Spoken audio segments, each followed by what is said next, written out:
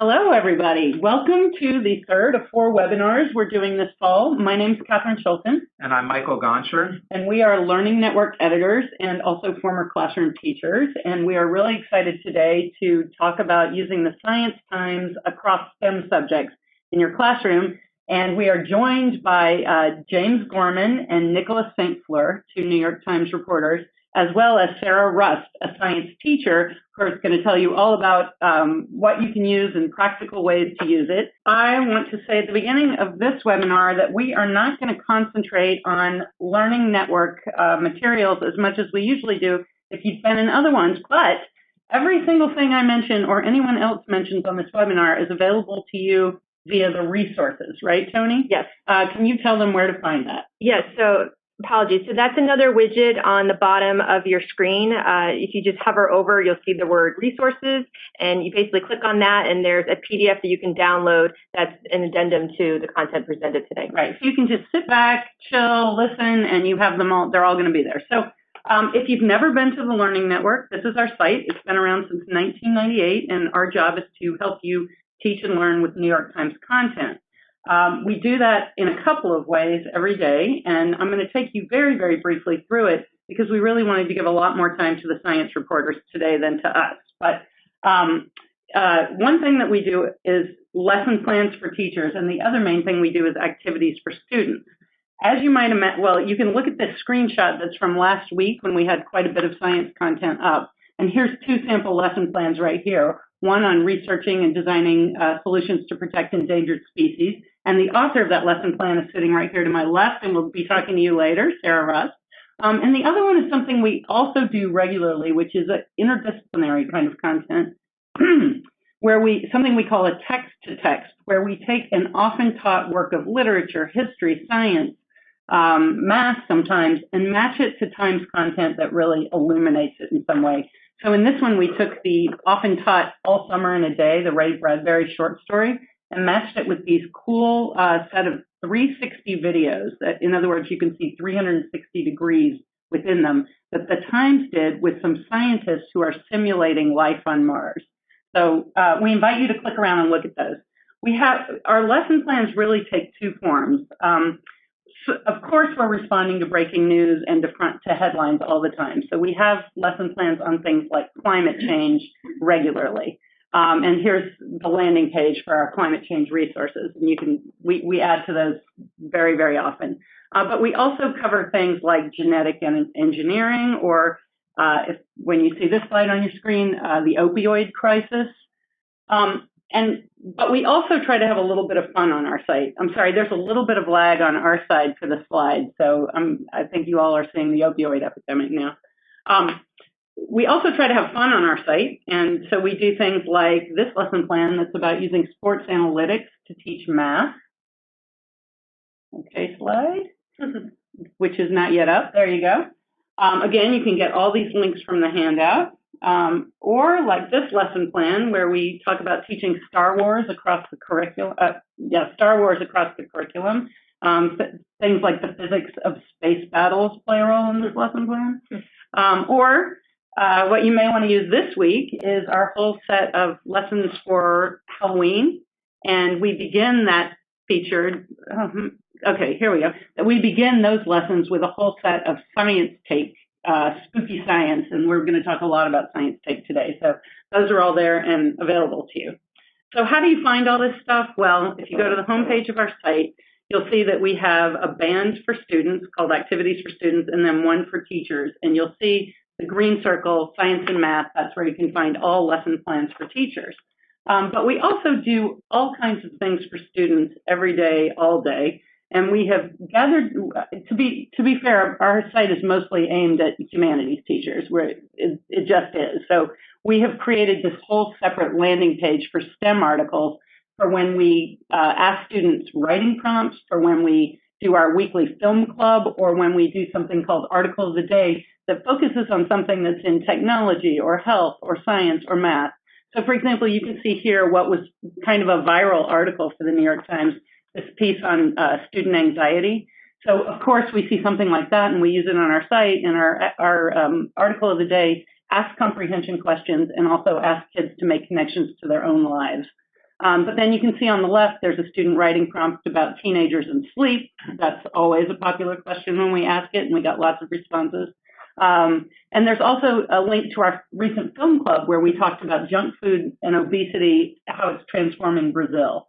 So you can visit that site, which is in the links, and you'll find new stuff every single week. Now Michael's going to talk to you about a new New York Times feature that we're excited about. So we started this year, What's Going On in This Graph. Once a month, we take a graph that originally appeared somewhere in the New York Times. Perhaps it was about precipitation over time, Americans' notions about healthy foods, or from where on the court NBA players are most likely to hit their shots. We remove some of the original text and features just to make sure that the graph is intriguing for students. And we ask students 3 simple questions. What do you notice? What do you wonder? And what's going on in this graph? On the first day of publication, we have live moderators from the ASA, the American Statistical Association, pushing students to look more closely. And then at the end of the week, we reveal the original graph and related background information, and we provide relevant statistical insights to help teachers and students better understand the graph.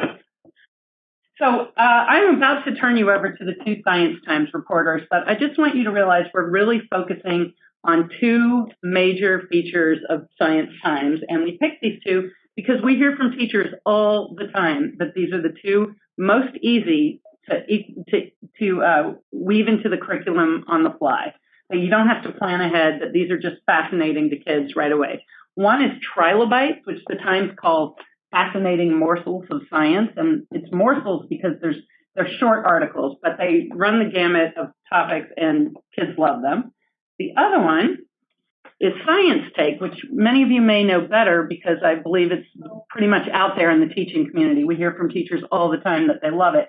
These are pretty much under 3 minutes, right, Jim? 1.5. 1.5. Yeah. So they're very, very quick, and they combine cutting-edge research from the world of science with stunning footage of the natural world in action. And our host is with you today, so he's going to talk about those. But the first person who's going to talk today is Nick St. Fleur, and he has been with the New York Times since 2015 and writes a lot for Trilobites. Before coming to the Times, I'm going to let him explain that strange headshot to you. But before coming to the Times, he worked for The Atlantic and Scientific American and NPR as a science reporter and editor. Nick, go ahead. Hi there, everybody. It's very fun to be a part of this. And those glasses you see me wearing in that photo are Eclipse glasses. I feel like everyone has a pair of Eclipse glasses, right? They're not that strange. So yes, I cover archaeology, paleontology, and a bit of space for the Times. So what I like to say is I write about things that died a long time ago, things that died a really long time ago, and things that probably were never alive. Though we never know, right? So I'd love to take you guys through some of my stories. The first one I want to show you guys is about this skeleton found in Australia, known as kakuta. Now, what's interesting about kakuta is that he may be the first known boomerang victim. So this was kind of a forensics, kind of like a cold case, if you will. There was some mystery here. These scientists came across this skeleton, and they were curious how he died. He had a giant gash on his head, and at first they thought he was a victim of frontier violence from when Europeans came into Australia. But what they found out was that actually he's much too old for that. I believe he was about 700 years old, much older than when Europeans first came to Australia. So what they found out was he was actually a victim of some kind of sharp wooden object that must have slashed him across the face. So this was just an exciting story to kind of put together the pieces as to what killed this man. So I've also written a bit about human-like ancestors that are way, way older than that one. This one, I believe, was in the. I think this was 100,000 years old, if I'm right here. This is known as a Denisovan, and that's kind of like a. When you think about human ancestors, you think about like Neanderthals. We're known as Homo sapiens. So this one is a Denisovan, and this was looking at the baby tooth of a Denisovan that was found in a cave. It was only the fourth example of this species that we've ever come across. So going from things that are really kind of small to things that are quite big.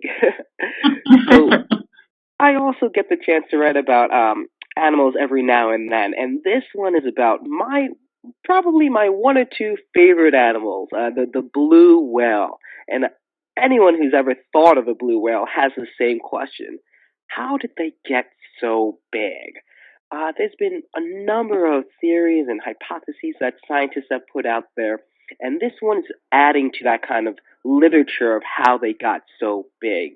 The idea here was paleontologists were looking into the fossil record to kind of figure out at what point did they go from being about the size of minivans, which is still pretty big, but then boom, they became the size of about two buses, school buses, which is much larger. And they were able to kind of tie that into some environmental effects that were happening in the water.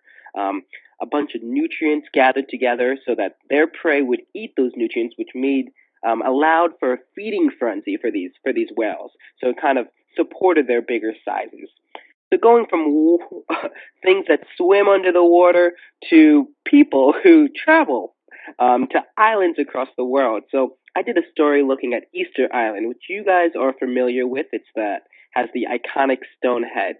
And this was looking at where did these people come from? That's a big mystery. So we kind of found that their ancient DNA comes from ancient Polynesians who were kind of island hoppers. In this period, this is several hundreds of years ago.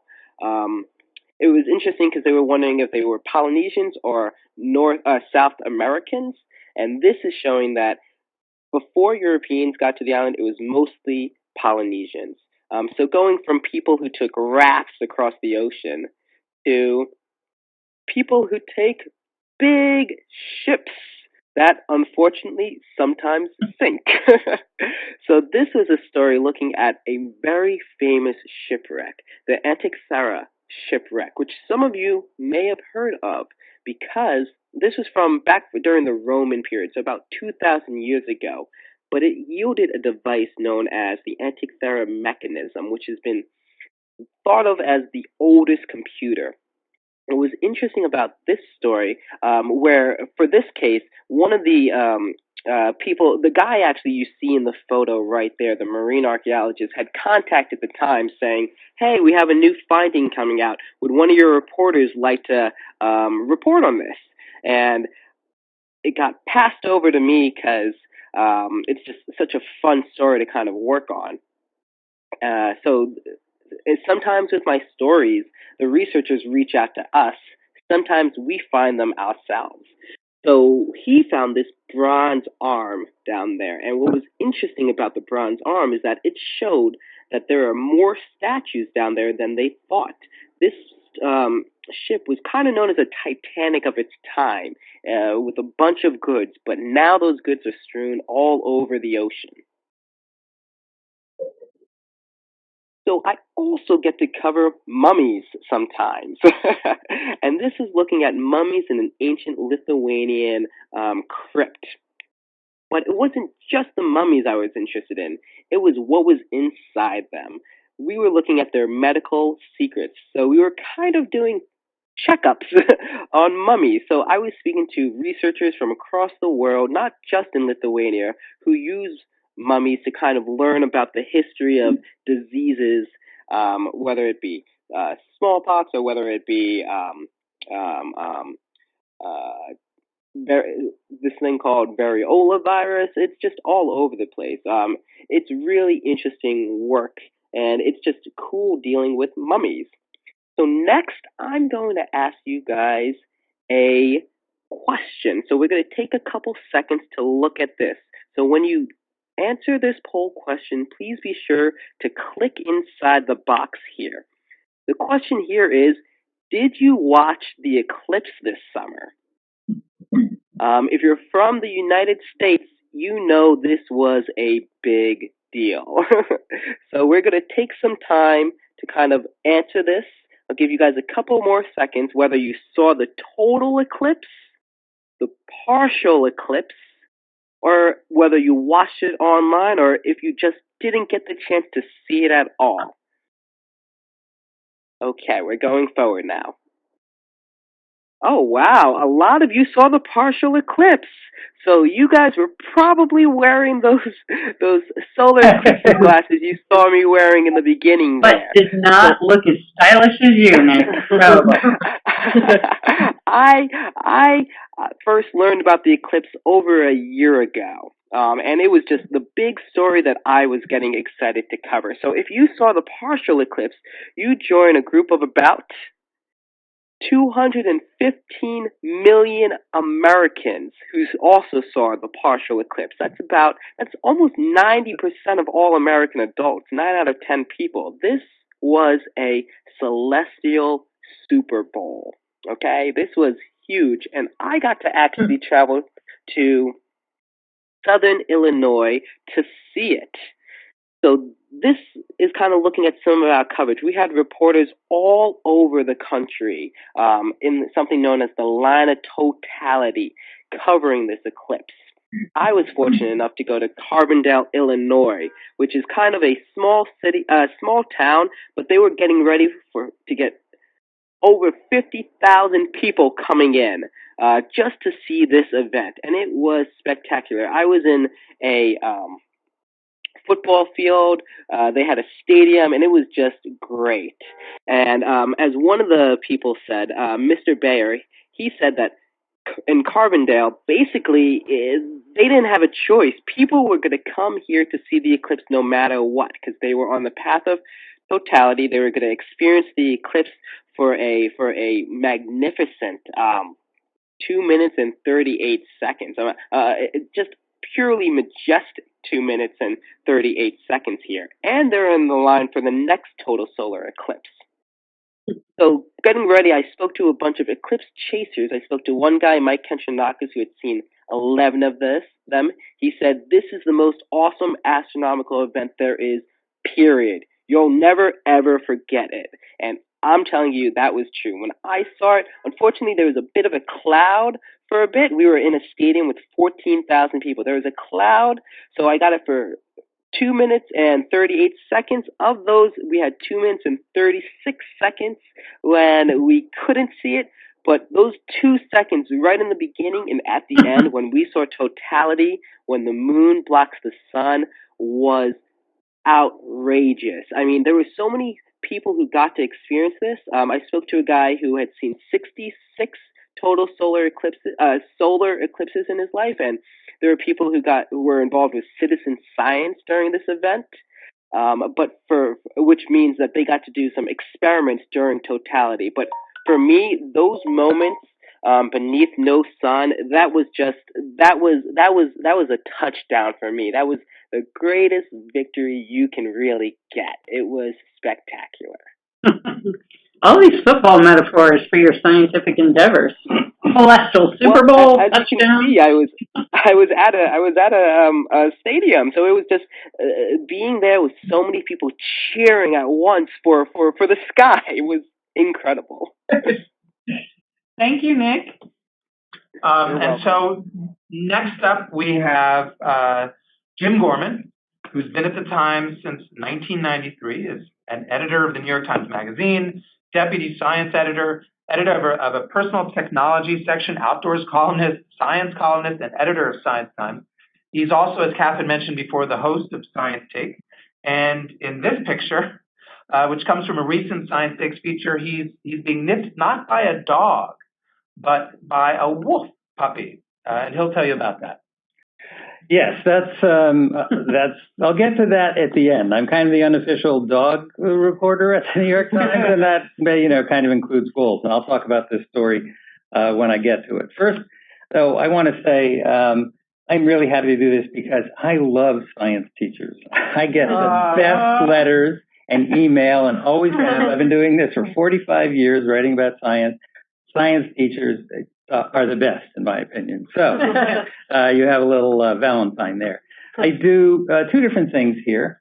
Right now, I report on science and I write articles, most of which have some video components, and then I do ScienceTake, which is going to be the main subject. But first, I'll tell you a little bit about some of the kind of stories I do and what I like most about my job, which is what thrills me is talking to people and finding out new and odd things. So some of my favorite stories are really little ones, like this one. If you put, and this is an experiment that was done in England, if you put an exercise wheel in your garden, mice will come and run on it, which I found just astonishing. What that means about mice, about us, you can read the article. But just finding that out was really a treat for me. I also do some much bigger stories, and some of them are quite serious. Really involving political and moral and ethical issues. I've done a whole series of stories about experimenting on chimpanzees. And this is one of the final ones, talking about the head of the National Institutes of Health and Jane Goodall sort of working together to change the way that we deal with chimpanzees in laboratories. It's a very big subject. Something that a lot of kids are interested in. I know from teaching, college kids writing that the plight of animals and the relationship of humans to animals is really something that grabs them a lot.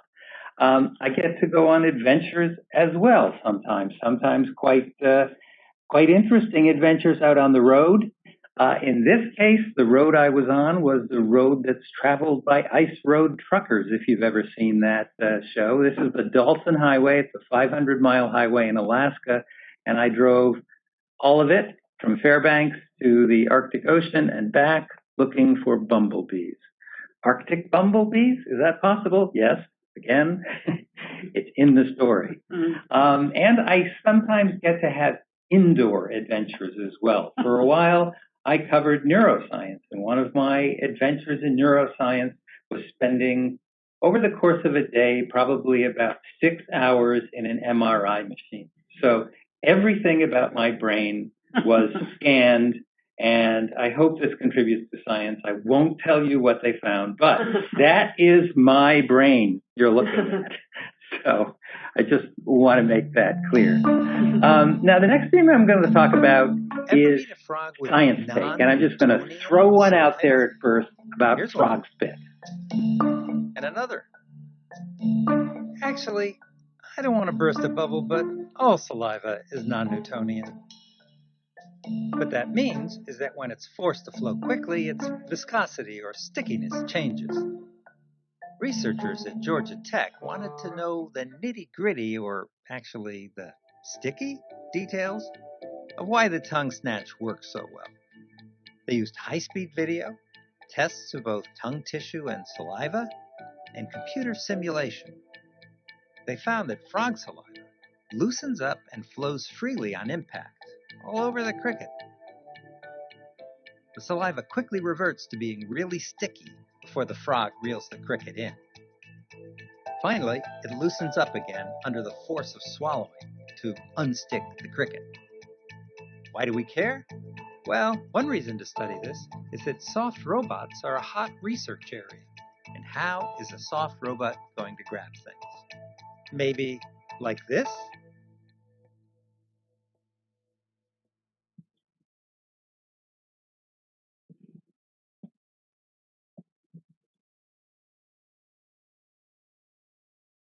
So you can see from that video that we try to pack a lot into maybe a minute and a half. And one of the reasons I think these are great and could be useful to teachers is that there are many ways to expand upon what you see. So this video has, how did that evolve? Why are we studying it? Because it could, lead to engineering things. It might be helpful in that regard.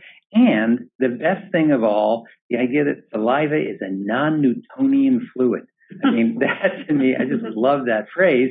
And of course, the best non-Newtonian fluid to use in a classroom is cornstarch and water. I'm sure you've all experimented with that. If not, give it a try.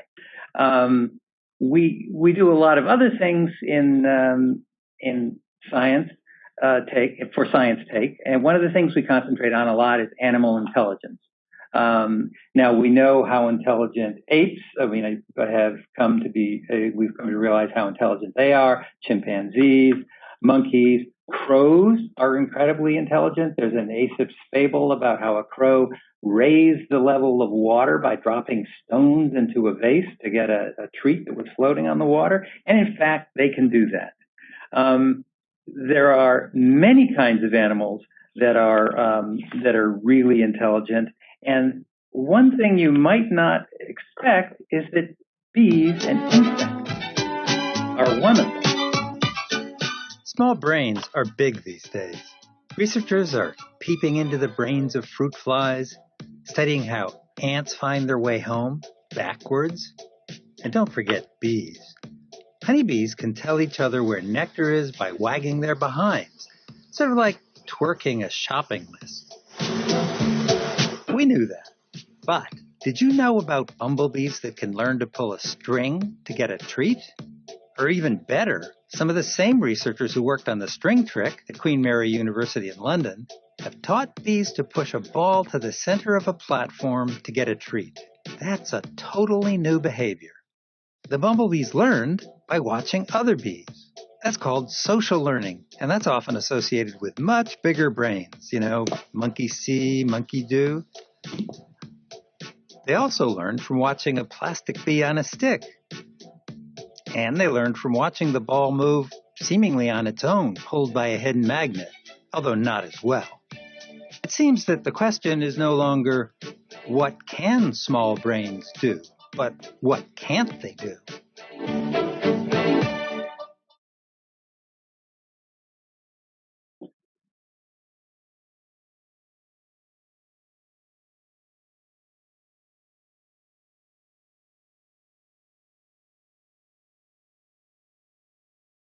Never underestimate the power of an insect brain. Never underestimate the value of a short video. In that one video, you've got a discussion of how evolution created these incredibly efficient brains in insects. You can talk about what cognition means. What does it mean to think? What does it mean to calculate? You could go on to talk about plants. There are plants that apparently count. Now, they don't experience, we don't think, the fact that they're counting, but what does it mean that they can count? This was another ScienceTake, something you can do. We have no end of ScienceTakes on artificial intelligence. Then we also occasionally branch out into other kinds of disciplines, like, for instance, physics.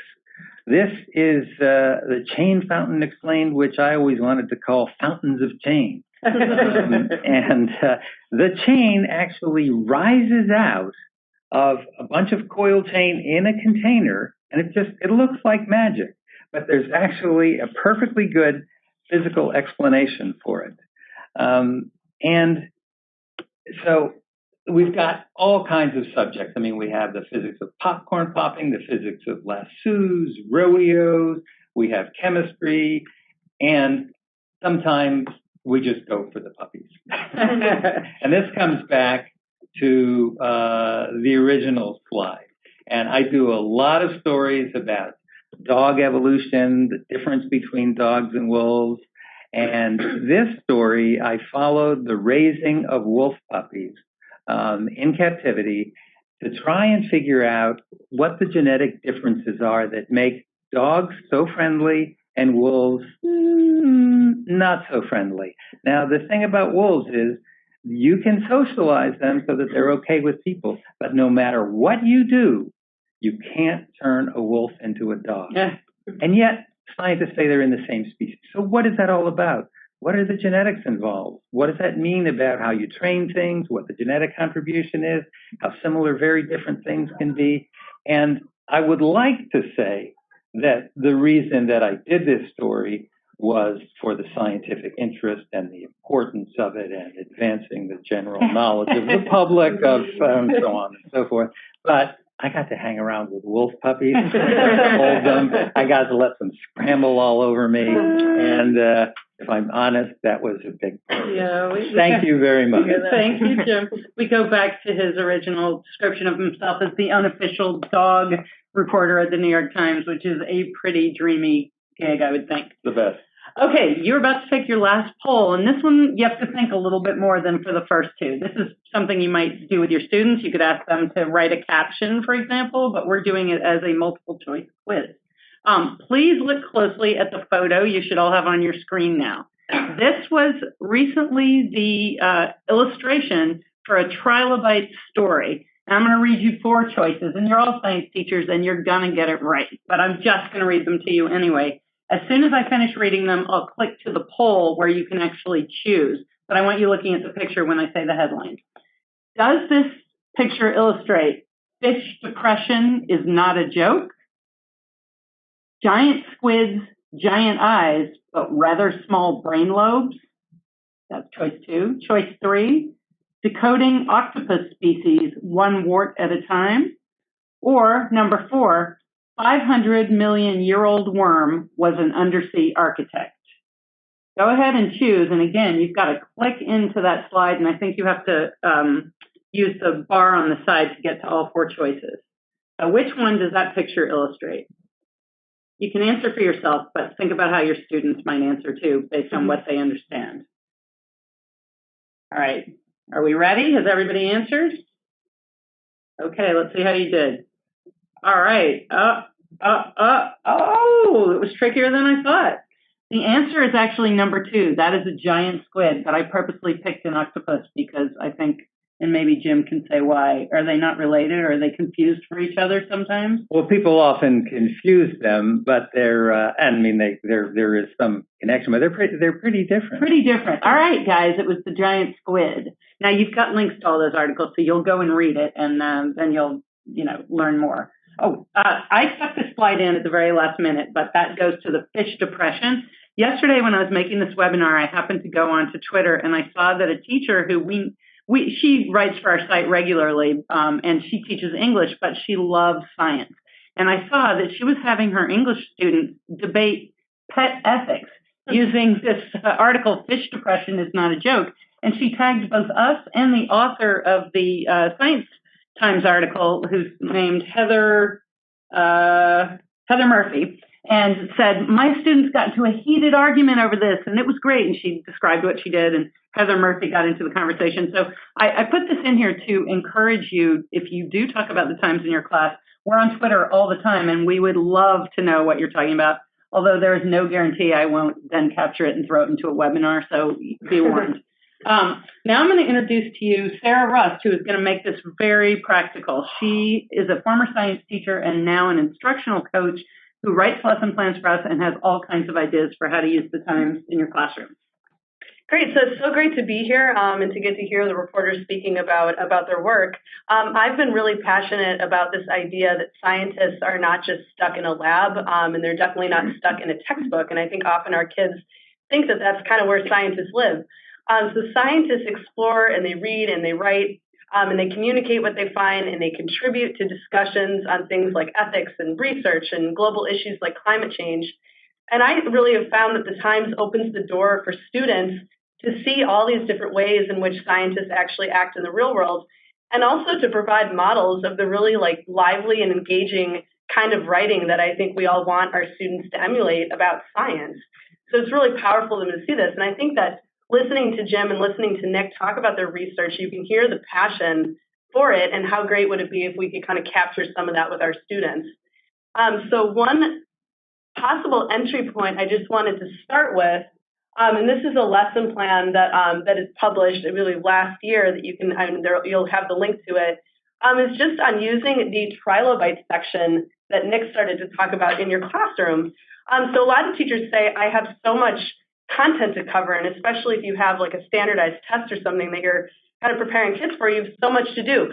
So if you're kind of in a boat of, I don't have a ton of extra time in my class, but I want my students to read and to write and to learn about current scientific findings, Trilobites is actually a really cool way to do it.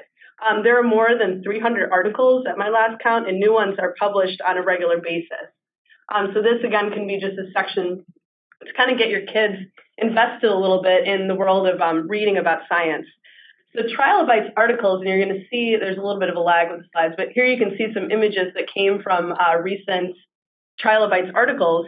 So they're all packed with interesting observations and facts and insights into the world of science. And the really great thing is they cover all of the disciplines for science. So you will see, for example, you can talk about the face of a T-Rex, or you can talk about volcanoes and what they say about geologic history, or the tightest knot ever tied and what that says about materials that we could create. And then you can also even assign, kind of like some teachers do in social studies classes, for example, you could assign a current events article for reading and reflection, or ask students to pick an article that interests them and kind of follow the line of inquiry that that article sparks for them. Other ideas, and this is another lesson plan that was published that you guys will have the link to, is about using the kind of videos that Jim just showed us from ScienceTake to really encourage kids to kind of hook them and to get them interested in issues relating to science. And these videos can be really great for, especially, and I saw in the chat room, I've kind of been following the comments in the chat room that someone works with English language learners. And so these videos can be really great hooks for students who might be struggling with English, who need a more visual approach, and also ways to kind of get students invested in the topic. If they first see the video and then they read an article about it, that's a really nice way to just get them hooked. I also wanted to point out that a lot of New York Times articles really speak to each other from the different sections, from ScienceTake and from Trilobites, for example. So this is kind of a cool example of a video from ScienceTake on wild dogs sneeze to hunt. So it's kind of this new finding that this is what wild dogs do as they're preparing to hunt. And then an article in Trilobites that talks about that pumas, that we've always kind of thought have been very solitary creatures, are actually relatively social when it comes to their eating habits. So using the times to kind of create like text sets for students that can include both visual and written text can be really powerful as well for kids. I also then wanted to share a little bit about some other ways, in addition to kind of videos like from ScienceTake or Trilobites, other really cool ways to just get kids invested right from the get-go. So a lot of images from the Times can be used kind of as like lesson starters or do-nows or whatever you call them, activities when the kids first come in the door to really get them invested in topics relating to science and invested in possibly a link to your actual lesson that you're teaching that day.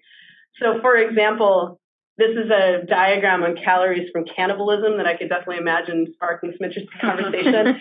We have next just an image that comes from an article that shows a bunch of goats hanging out in a tree. Sorry about the lag on this. That, again, could just be an image just starting to say to kids, like, what do you notice about this? What are your questions based on this? And we use that one on our site to do just that. Yeah, so, yeah. Awesome. And then this last one, my personal favorite, hashtag best carcass. There we go. I think this image is just begging for description and explanation, and like again, talk about what a cool hook into getting kids to want to read more about like what happened to this animal, and also like why are scientists talking about this? Why are we reporting on it? What do we have to learn from this? I also would be remiss if I didn't point out that Trilobites is not just science-based. There is also interesting math reporting that comes out. I'm not sure if any of you are math teachers on the site, but to just look at also kind of the new developments that are coming out in other fields as well as science is a great way to use Trilobites. Thank you. Oops, we're a little there we go. All right. So the next thing I wanted to talk about then is using Trilobites as mentor text for students. So if you have a little more time to kind of go beyond just having the kids read about the article and talk about it, for example, we could also use it as mentor text for kids on science writing. So Trilobites, as they're published in the New York Times, they're written for a general audience, but often they link to or reference the original text that the published study that the article is based on. And I actually saw after the videos that Jim saw, there was a little descriptor that said like what that original research was.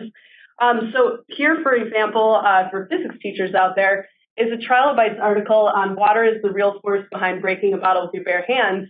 And then the article in the Physics of Fluid journal, in a physics journal, that kind of explains those findings. So this is a really great way to show kids how we write in different registers for different audiences while still being scientifically accurate. And we can also use this kind of as a little assessment of kids' content knowledge.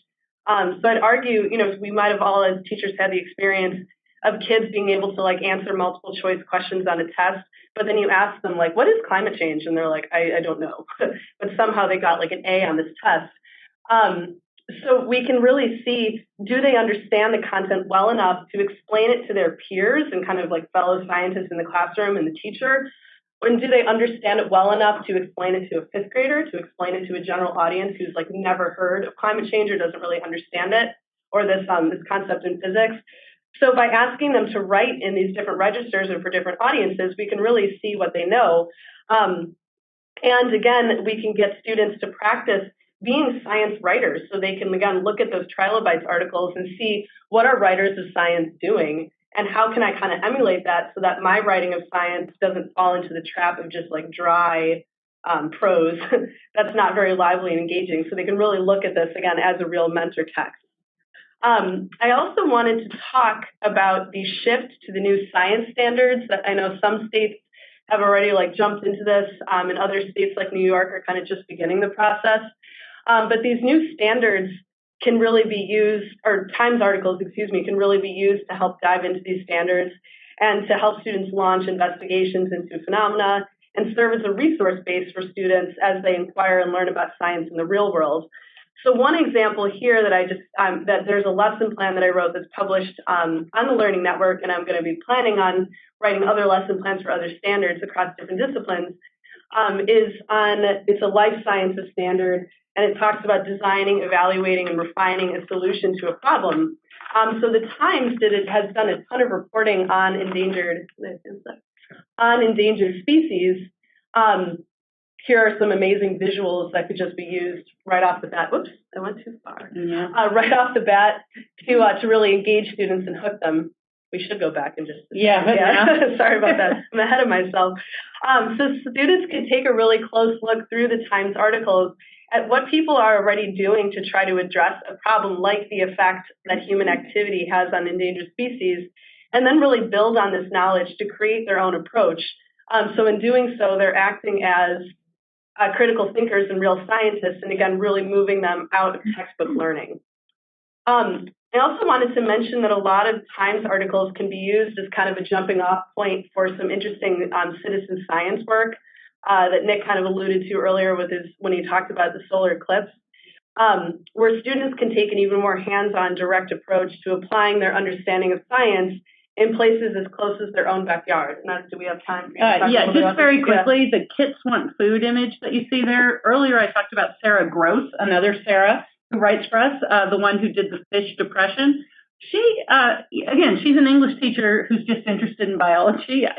I can't explain it, but she and her kids set up trail cams behind their school in rural New Jersey, and that is an amazing video. They caught something so cool that the whole internet kind of went crazy for it, and various aggregators picked it up, and it's got millions of views, I believe. So I'm sorry we don't have time to show it, but that's just an average ninth grader who was monitoring this and found this cool thing. So. And then the last thing that I'm going to touch upon, and I saw this very briefly in the comments section, a really cool question that someone asked about how do we get students to understand, if studies are valid, for example, and how to evaluate good sources. So this could be an interesting approach, and this again comes from a lesson plan that I wrote and published, and you'll receive the link for. But the idea of using the Times to help students become scientifically literate citizens and just learning how do I actually read about science. So regardless of what they go on to study in college or what job they end up taking, they're going to encounter reporting on issues relating to science and to health. Climate change, is it beneficial to our health to eat chocolate? And if so, what kind? How to reduce our risk of developing certain diseases. And we really want students to be able to not only understand what they're reading or hearing, but also to be able to evaluate and question it.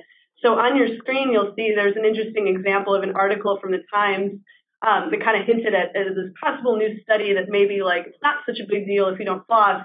And then later a follow-up article talking about how do science investigations work, and how do we actually know that we have enough evidence to actually support the idea of whether or not flossing is actually effective. So regardless of what the question is, the Times, again, can just be used to really show students examples of good science reporting, but also help teach them about the nature of science reporting so that they're prepared to evaluate claims relating to science and health in the future. So I hope you saw from this that there are many cool resources in the Times that could be used in your classroom, ranging from really quick activities to longer inquiry projects that can really connect your students to science. Thank you, Sarah. Thanks, Sarah. So I think we have time for, do we want to do the Q&A first? I think in 1 minute you can tell them that. All right, well, I just want to say that if anybody can, any educator can submit their own ideas to the Learning Network. And we talked about how we have lots of different writers for us. So you can contribute if you're teaching with the Times. We have a whole column that's featured right here, great ideas from our readers. We have a submission form, and you can just put in the information about the lesson and who you are and submit it to us. And we are decidedly low on STEM topics, so we're definitely looking for STEM reader ideas. Here's an example that one reader ID told us how they use the Ken puzzles that you can find on NewYorkTimes.com, learning arithmetic with number puzzles. So we do have dozens and dozens of different lessons that we've published that teachers have submitted to us. So please submit your ideas to us, and maybe you can get published on the Learning Network, which would be really exciting for us. Yeah, thank you, everybody. Now we've got time for questions, and I know there's at least one person in the chat who had such a deep question that I asked her to please post it in the official area. But go ahead, Tony. So we'll just start from the earlier questions, and this one is to our Science Times reporters. This is from a student, which is interesting because this is a teacher-specific targeted webinar, and so it's really exciting that Julia Fisk, her teacher, recommended she sit in on this webinar. Oh. So her question is, how much, she has two questions. How much research goes into each article? So this would be to both Jim and to Nick. Should I go ahead? Sure. It really depends on the size of the article. For the wolf puppy article, I started a year ahead of time, and it came out of several stories that I'd done before that I learned that this was going on. I made 3 different visits to different places where there were wolves. I interviewed 4 or 5 people, and I had done a lot of reporting on dogs and wolves before. So that's a huge amount. On the other hand, for a ScienceTake, it's one article that's published in a scientific journal. We cruise all the journals. And if there's one with good video, I'll call up the author, I'll read the scientific report, I'll call up the author, interview them, and that's the amount of research. So that's, kind of a day and a half or many months. Nick, do you want to answer that too? Right. I would say it's very similar on my part as well. In terms of researching for articles, since I do a lot of, I guess you can say, newsy science articles. So before I get into that, to kind of demystify things for people, a lot of times journals, when they have interesting stories coming out, they'll tell science reporters about it under something known as an embargo, meaning that they'll tell us about a study coming out. Sometimes it could be as long as a week before. Sometimes it's 2 days, or in my case, sometimes day, and they'll tell you about it, and they'll say, hey, this is coming out on Friday, would you like to cover it? So that gives you a couple days notice to kind of get your research in, speak to the lead authors, speak to some outside experts. One thing we try to do with our TrialAdvice is get comment from scientists who weren't involved in the actual research or paper to kind of do our own like peer review for us. Tell us, does this seem legitimate or not? So a lot of research is through interviewing people. A lot of research is looking at context, seeing what else have these researchers done, and kind of shaping that together into a story. And a lot of my research is also looking to see how the Times has covered similar topics in the past, because science is a process. So a lot of these big things that come out have been in the works for years and years and have been covered. Thank you. All right, we have another question for our Science Times reporters. This is from Judith at Armstrong State University. So just so everyone knows, we have both high schools and colleges represented on these, as well as students. as you just went out. And so the question here is, how much content in New York Times is dedicated to chemistry-related subject matter? So very specific in the STEM world. Not enough, and not very much. It's one of the hardest things to write about.